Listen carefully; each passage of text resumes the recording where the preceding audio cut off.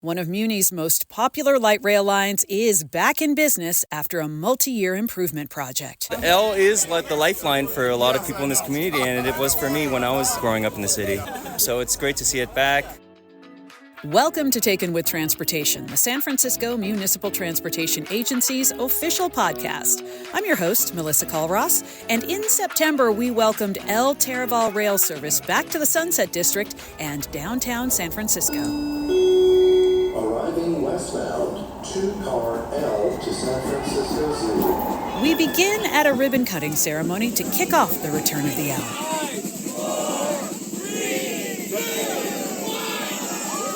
Light rail vehicles hadn't run along the L line since 2019 when construction began on the L Taraval improvement project. Buses ran where the trains usually do, and people often would connect to another Muni Metro line at West Portal Station to head to and from downtown. Here at the ribbon cutting on Taraval near McCoppin Square, we are talking with Adrian, who lives in this neighborhood. I used to take the L to go downtown, to go to the zoo. I was born and raised in San Francisco, so, the L has always been a part of my life. So what has it been like these past few years with having the bus substitutions? What's that been like for you, personally? For me, it wasn't as bad as most people thought.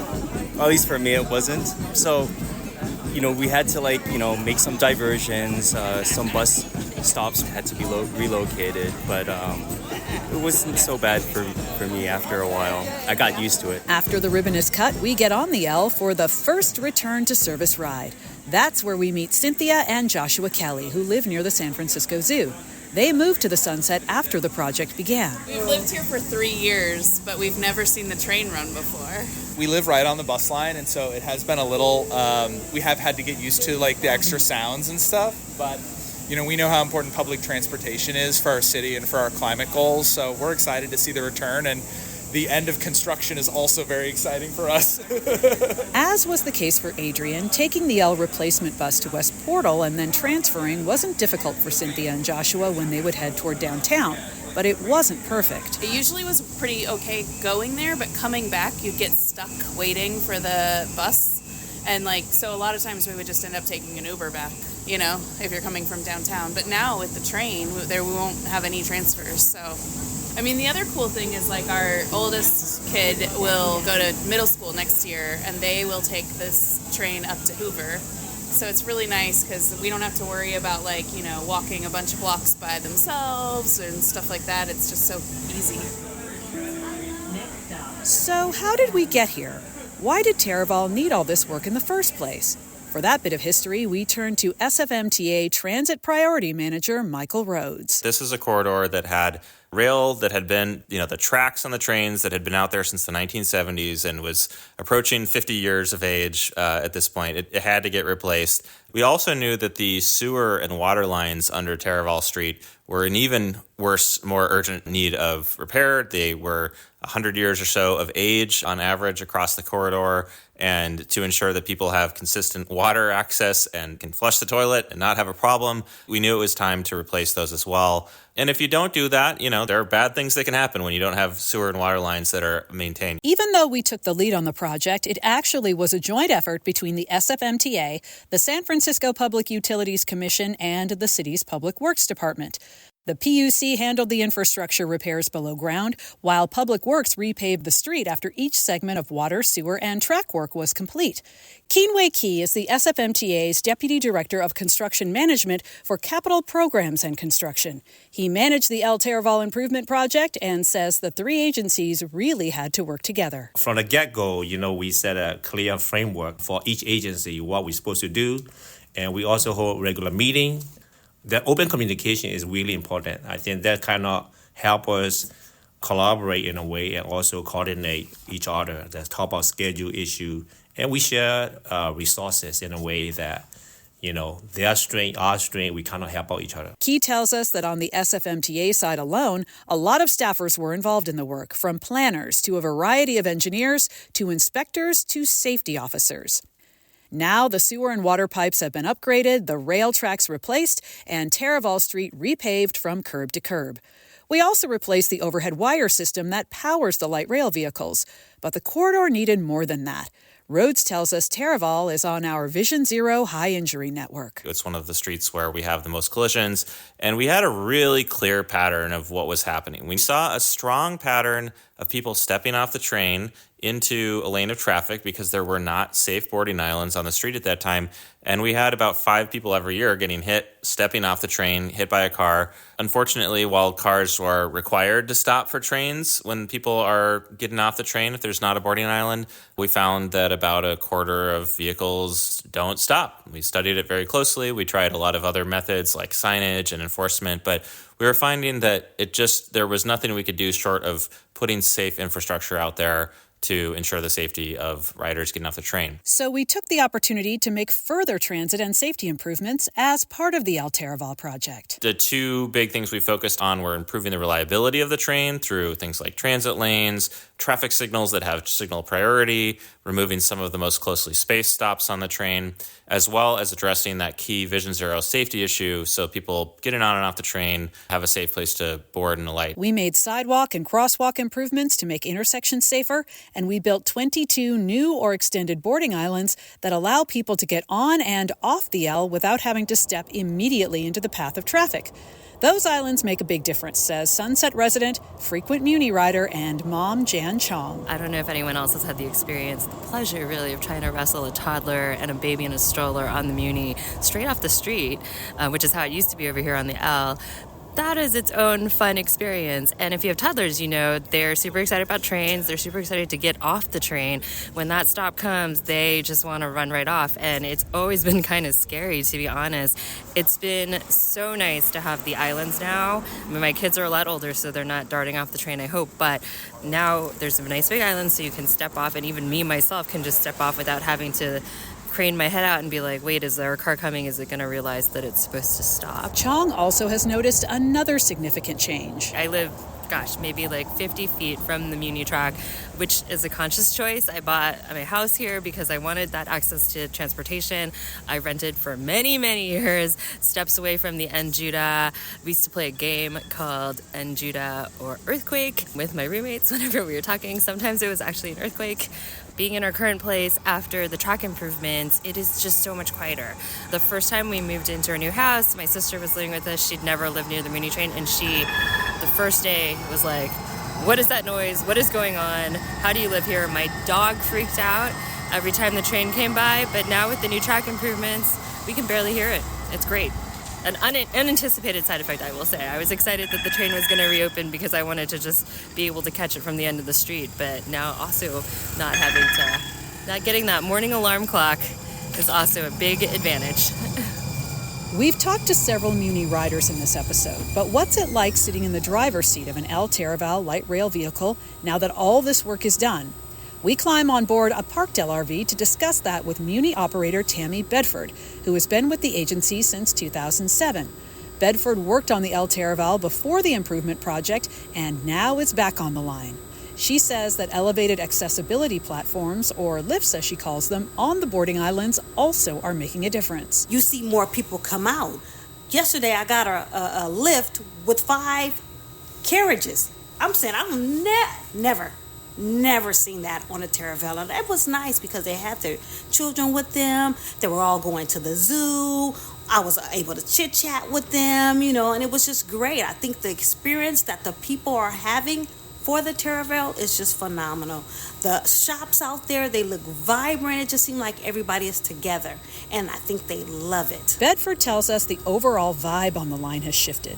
Before the pandemic, the L had the second highest ridership among Muni Metro lines, just after the N-Judah. Now things are a little more mellow as people are coming back to the L, and that has allowed Bedford to feel more connected to the neighborhood she's serving. To me, you get to meet the real folks of the L Taraval. I seen a guy, he's a Navy, Federal Reserve, I guess, but you could tell he's retired, and he catches it daily. Sometimes you got to ask yourself, where are they coming from? But they want to get out. They want the experience. Usually you just got people getting up, going to work, the hustle and bustle, and that's it. Now you don't. You get to see the gems. You get to see the guy to say, thank you because you waited for me. One guy today, these are the gems that are coming out. And so we got to treasure them. Make no mistake, the work required for a project of this magnitude is going to affect the neighborhood.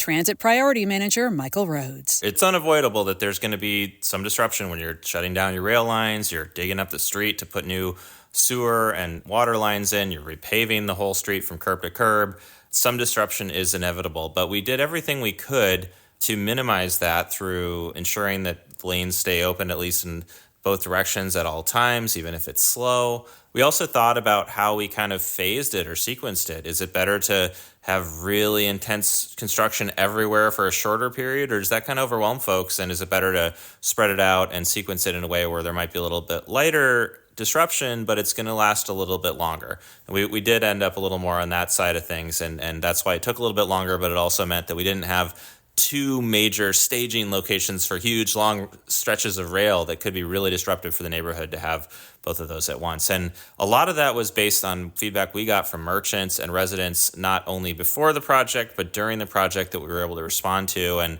try to minimize the disruption of this once in a generation or once in a lifetime infrastructure project as much as we could. Supervisor Joel Engardio represents the Sunset District from 19th Avenue to the beach, and the work was already underway when he was elected 2 years ago. I took office in January of 23, and the project hadn't touched the middle part of Taraval yet. It had focused on the outer Sunset and was focusing a bit on the parts on the other side of 19th Avenue. And it was about a year ago when the middle Sunset got hit. This is the most dense part of the businesses on the street. And when the jackhammering and the rubble and it was Wild West times out here, and people were really freaking out, and it was impacting small business. But thankfully, that period didn't last too long, and everyone kept saying, don't worry, it'll be done by the fall. And no one believed it because it's San Francisco. People thought, well, they say fall, that means it's going to be another 9 months beyond that. But boy, they ended up right on time. When they said September, they meant it. What about those small businesses Supervisor Engardio mentions? Well, as it happens, we are sitting at a community parklet on Taraval as we chat, in the sunshine with a gorgeous view of the ocean, by the way. And we're right outside the Rolling Out Cafe, which is owned by Bruno Tse. We specialize in creative Asian European fusion pastries. The mochi sound or mochi croissant is one of our specialty. Essentially, it's a French croissant involving croissant and mochi hybrid together. And our pork bun kunaman was named one of the best dishes in the Bay Area by SF Chronicles in 2021. So we are known for our special pastries. We asked Say what the construction was like, and he tells us it was hard with the street conditions and limited parking. But he adds that neighborhood customers made an effort to keep coming in. Very thankful to the local community, actually, for all of their support throughout this difficult time. And a lot of them want to shop local. There are people just walk around the corner and then to another corner and then to another corner to our shop. Obviously, there are some people not from this area. They would just, drive by because they couldn't find parking. Albert Chow owns Great Wall Hardware on Taraval and is president of People of Parkside Sunset. That's the Taraval Neighborhood Merchants Association. He describes small businesses in this area and all over the city as the culture of San Francisco. All our eggs are a lot of times in one basket, in our businesses because we love it. We don't love it because we make maybe a ton of money. We love it because it's something we want to do. We're encouraged to come to work every day to make it better and in turn make the city better. So you got to protect the small businesses. Chow says his association was advised of the project years ago and notes that some changes were made based on community input. But he adds that multi-year projects like this simply are too hard on a lot of small businesses. He says some neighborhood businesses closed during the L Taraval improvement project, but others survived, of course, and new businesses have opened here. We're kind of like known as Dumpling Row. We've also had a Shave Ice Hawaiian-style restaurant that opened up. We have a Korean restaurant that serves anything you can think of on a stick, which is really popular. We've had a bar open down here, Carl's Beacon on 24th and Taraval. Another one called Lost and Found. It's just another half block down. We had 2 French restaurants open up on Taraval since the project was completed. Now that the project is done and the L is back, we are looking forward and wondering what the future holds for this area. So we ask around, beginning with the SFMTA's own Andrew McCarran. He's our cable car carpentry supervisor and didn't work on this project, but he is very interested in the results. I grew up in this neighborhood, and I remember back when I was going to elementary school in 1975, They tore up the tracks here to replace them, but at that time, they didn't do any of the infrastructure. So this recent construction project was a huge undertaking, but I think in the long run, this is going to be a huge positive thing for the neighborhood. And I think it's going to bring back the locals, just, walking down with their kids, getting breakfast at the Taraval Cafe, Tennessee Grill. It should be awesome. Transit Priority Manager Michael Rhodes. I would say for anybody who's not familiar with Taraval, this is a great time to hop on the train, spend an afternoon or a day or whatever just exploring all the shops, because it's really, Taraval's been through a lot, but it has come out with really a shining example of the best that San Francisco Transit has to offer, but also the best that like a small business in a neighborhood setting in San Francisco has to offer as well. Project Manager Keenway Key. 5 years of my life was in this project, and project manager is challenging, but at the same time, it's rewarding. When I see the train running, it gives me a lot of pleasure. Hopefully, this community will be happy, and especially the business community. I know it was inconvenient to them, but we try our best. And finally, Supervisor Engardio, who calls the L Taraval a beacon of hope. We've always known that train is essential for connecting West Side and the rest of the city. But the beacon of hope is that for the future, there's a lot happening out here in the neighborhoods, and this train will bring the renaissance to the Sunset. L Taraval to SF. Thank you for joining us on Taken with Transportation. We're a production of the San Francisco Municipal Transportation Agency, and you can find the latest episodes at sfmta.com/podcast, as well as Apple, Spotify, our YouTube channel, or wherever you listen.